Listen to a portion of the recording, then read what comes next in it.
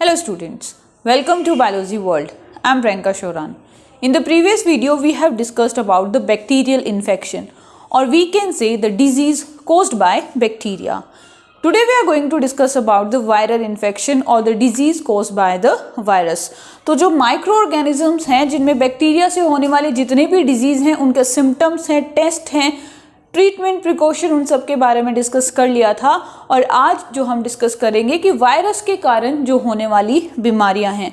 अब देखो, वायरस के कारण कोई भी डिजीज हो रही हो उसका इलाज मुमकिन नहीं है, मतलब वी कैन उसका ट्रीटमेंट कर सकते हैं हल्का फुल्का, लेकिन जो एक्चुअल में जो उसका क्योर है वो पॉसिबल नहीं है। क्यों पॉसिबल नहीं है? क्योंकि वायरस के अंदर हाईली म्यूटेशन होती है। जो वायरस है वो म्यूटेट कर जाती है, इसका मतलब अपना जो जेनेटिक मटेरियल है वो फटाफट चेंज कर लेती है। तो इसीलिए उसके खिलाफ वैक्सीन बनाना या उसके खिलाफ एक पर्टिकुलर ट्रीटमेंट तैयार करना पॉसिबल नहीं है। तो आपको एंटीवायरल डोजेज बहुत कम देखने को मिलेंगी। बस उसका क्या है कि कुछ फीवर कम करने के लिए, इन्फ्लामेशन कम करने के लिए, पेन कम करने के लिए कुछ दूसरी जो टेबलेट्स हैं वो दे दी जाती हैं। सो पहली जो डिजीज है जो वायरस के कारण होती है that is common cold. Common cold और ऑल्सो नोन एज राइनिटिस। क्या बोलेंगे इसको? कॉमन कोल्ड या राइनिटिस। किसके कारण होती है? रहीनो वायरस के कारण। किसके कारण? रहीनो वायरस के कारण। तो ये जो वायरस है ये हमारे नेसल पैसेज को, हमारा जो थ्रोट है, हमारा जो लेरिंग्स है, ट्रेकिया का अपर पार्ट है, उसको स्पेशली अफेक्ट करता है। हमारा जो लोअर रेस्पिरेटरी पैसेज है, एल्वेलाई वगैरह, इन सबको ये इन्फेक्ट नहीं करता।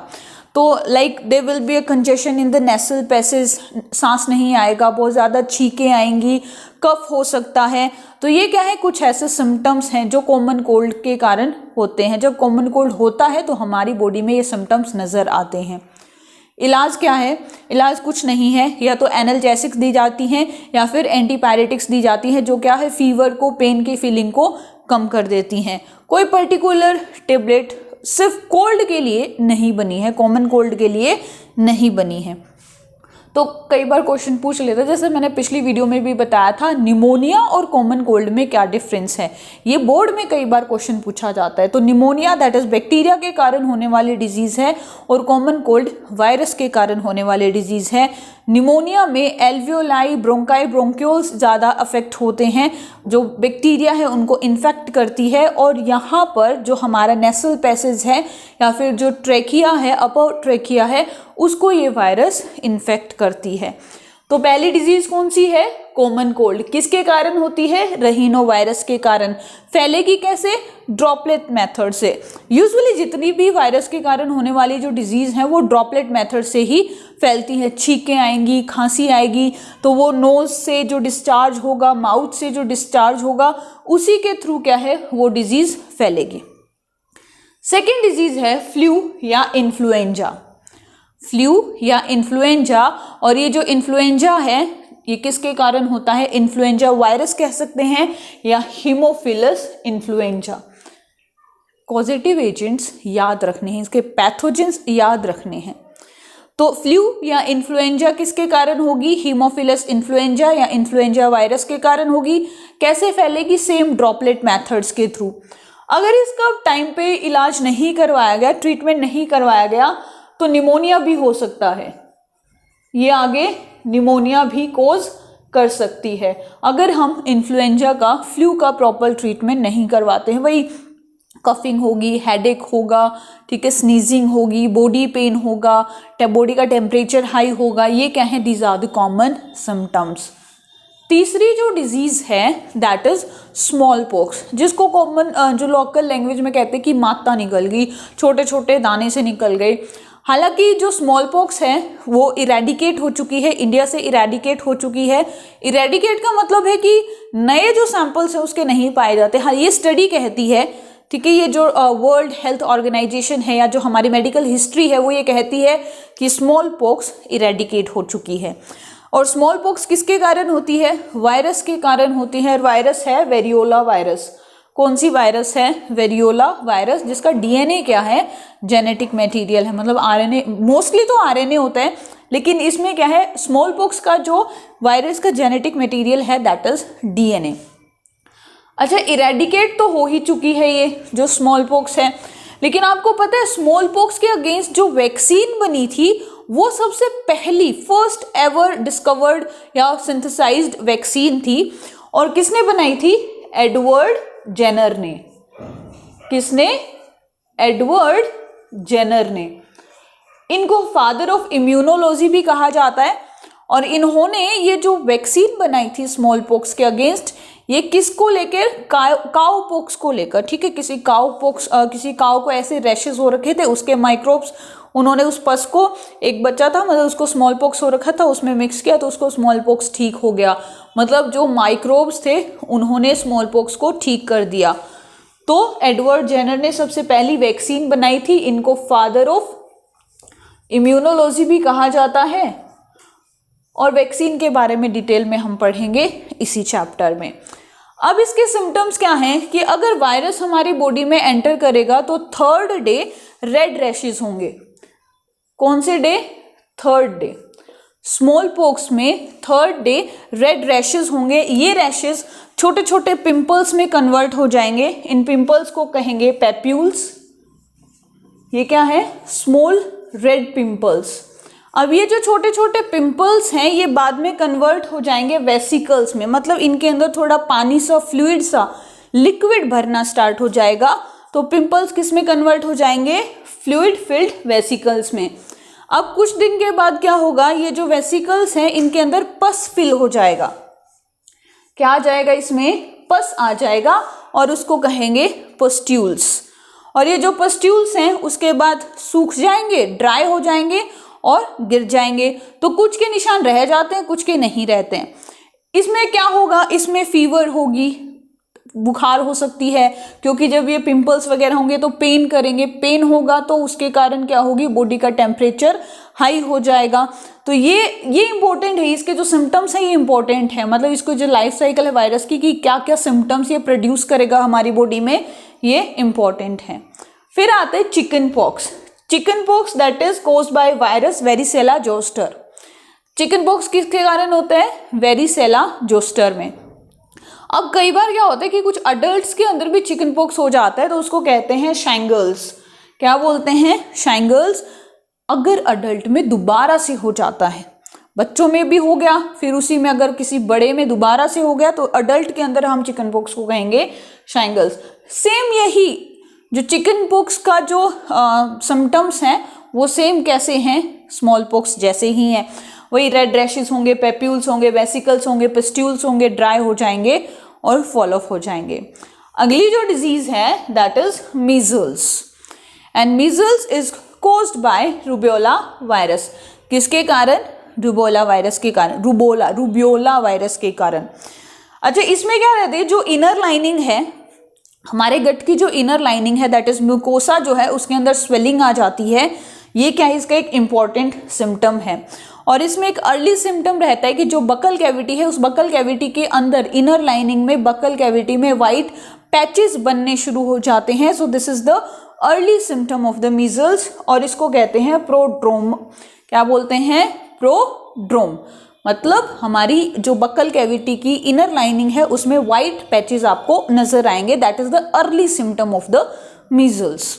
तो पहला था common cold caused by the rhinovirus, second was the influenza caused by the Haemophilus influenza, smallpox by the variola virus, chickenpox by varicella zoster, measles by rubella virus. Next is the mumps, MMR, measles, mump और रिबोला, इन तीनों की एक ही vaccine लगती है, MMR vaccine, mumps, मीजल और rubella की। तो mumps जिसको पैरोटाइटिस कहते हैं, क्यों कहते हैं पैरोटाइटिस? क्योंकि इसकी जो वायरस है पैरामिक्सो वायरस है, ये हमारे लार्जेस्ट सलाइवरी ग्लैंड को इन्फेक्ट करती है, दैट इज पैरोटिड ग्लैंड को इन्फेक्ट करती है, जिससे क्या होगा? सलाइवा की प्रोडक्शन खत्म हो जाएगी, सलाइवेशन नहीं होगा, सलाइवा प्रोड्यूस नहीं होगा, और कोई भी अब सलाइवा प्रोड्यूस नहीं होगा तो खाने को निगलेंगे कैसे हम लोग, स्वेलोइंग कैसे करेंगे, ये वाला जो पोर्शन है इसमें स्वेलिंग आ जाएगी, तो बड़ी डिफिकल्टी रहेगी स्वेलोइंग करने में। और अगर यही जो वायरस मेल में अगर if it moves to the testis तो ये स्टेरिलिटी भी कोज कर सकती है। क्या कोज कर सकती है? Sterility, if it moves in the testis of a male. So mumps क्या होंगे, जो ये वाले जो हमारे पैरोटिड जो ग्लैंड्स है उनके अंदर स्वेलिंग आ जाएगी। अब पैरोटिड सलाइवा रिलीज करता है, तो वायरस ने सलाइवरी ग्लैंड को इन्फेक्ट कर दिया, तो सलाइवा की जो प्रोडक्शन है वो कम हो जाएगी, मुंह सूख जाएगा, ड्राई माउथ होगा, स्वेलोइंग में निगलने में दिक्कत आएगी, यहाँ पे क्या है गट्स में स्वेलिंग आ जाएगी। Next is the rubella, that is also known as German measles, और ये जो मीजल का क्या है, माइल्ड फॉर्म है, मीजल का माइल्ड फॉर्म है, and it is caused by the rubella virus, और इन तीनों की क्या है, MMR vaccine. Next is the rabies, rabies और that is also known as hydrophobia, and it is caused by the rhabdo virus. जो rabies है वो वेक्टर बोर्न डिजीज है। कैसी है? वेक्टर बोर्न डिजीज, और इसका जो वेक्टर है it can be dog, it can be monkey, it can be cat, it can be rabbit. और ये वायरस इस तरीके से अटैक करती है कि जो हमारी ब्रेन की स्पाइनल कॉर्ड की नर्व्स को इस तरीके से अटैक करती है कि जो हमारी बॉडी है उसके अंदर एक फोबिया, एक डर डेवलप हो जाता है। किससे? वाटर से, पानी से इंसान डरने लग जाता है। सिम्टम्स क्या होंगे? बहुत ज़्यादा स्लाइवेशन होगी, सलाइवा रिलीज होगा, फ्रीक्वेंट स्लाइवेशन होगी, लॉस ऑफ एपेटाइट होगा, अनईजीनेस महसूस होगा। तो ये क्या थी? Rabies caused by the rhabdovirus, again it is a vector borne disease। फिर आती है पोलियो। पोलियो या फिर जो छोटे जो बच्चे होते हैं, जो इन्फेंट्स होते हैं, उनके अंदर ये पैरालिसिस भी कोज कर सकता है, तो इसको इन्फेंटाइल पैरालिसिस भी कहा जाता है। It is cause by the virus poliomyelitis virus. ये क्या करेगा? अब जैसे कि मैंने बताया इन्फेंट के अंदर पैरालिसिस कोज करता है।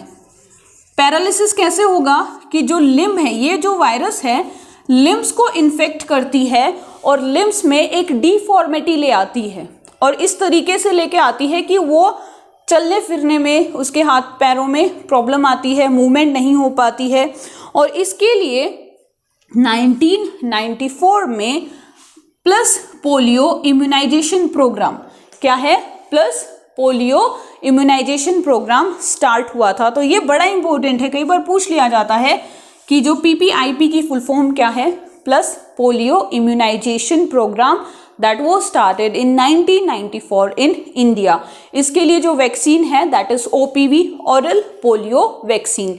हालांकि ड्रॉप्स भी पिलाई जाती हैं, पोलियो ड्रॉप्स भी पिलाई जाती हैं, उनका सिर्फ एक ही मकसद होता है कि जो छोटे बच्चे हैं उनके फिकल मैटर के साथ वो जो पोलियो ड्रॉप्स हैं या जो वैक्सीन है वो रिलीज हो जाती है, और सीवेज में, अगर सीवेज में ये वायरस है तो ये जो वैक्सीन है उस वायरस को अटैक करती है। मतलब जो पोलियो की ड्रॉप्स पिलाई जाती हैं उनका हमारी बॉडी में कोई भी उसका असर नहीं होगा, वो फिकल मैटर के साथ रिलीज हो जाएगी, और सीवेज के अंदर अगर वायरस है तो उस वायरस को ये वैक्सीन अफेक्ट करेगी। इसीलिए ये जो 2 बूंद जिंदगी की पिलाई जाती हैं। Next is the dengue. It is caused by the flavi virus, again it is a vector borne disease, and इसका जो वेक्टर है that is the female Aedes mosquito. ये जो बुखार है ये 2 तरह की होती है, एक होती है क्लासिकल और एक होती है हेमोरेजिक। ये जो हेमोरेजिक है मतलब पता चल रहा है कि जो haemo that is for the blood, कि ब्लड क्लोटिंग इसके अंदर हो जाती है, तो एस्पिरिन इसमें नहीं दी जाती है, एस्पिरिन को अवॉइड किया जाता है, सिर्फ और सिर्फ पैरासीटामोल दी जाती है ताकि फीवर का जो फ्लो है या जो फीवर को थोड़ा लो डाउन किया जा सके। Next is chikungunya, again a vector borne disease and caused by the chikungunya virus. अच्छा, इसी में एक हेपेटाइटिस रह जाती है, वायरल डिजीज है, हेपेटाइटिस वायरस के कारण होने वाली है, कई तरह की हेपेटाइटिस होती है, तो उसको हम डिस्कस करेंगे नेक्स्ट वीडियो में। वायरस में लास्ट रहती है हेपेटाइटिस, इंपॉर्टेंट है, इसकी वैक्सीन है, अलग अलग टाइप की है, जेनेटिक मटेरियल हेपेटाइटिस वायरस का भी अलग है, तो उन सभी को हम डिस्कस करेंगे नेक्स्ट वीडियो में. So that's it for today. If you like my video then please share and subscribe my channel. Thank you.